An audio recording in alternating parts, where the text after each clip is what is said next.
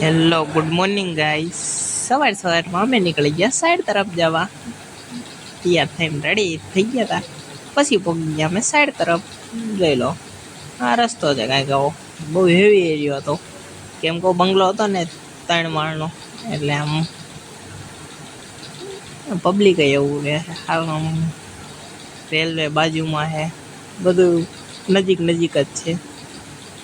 હાલો ઉપર જઈને મળ્યું, પછી અમે પહોંચી ગયા ઉપર। હાલો તમને થોડીક વાર કામ ને એવું બધું બતાવું હાલો।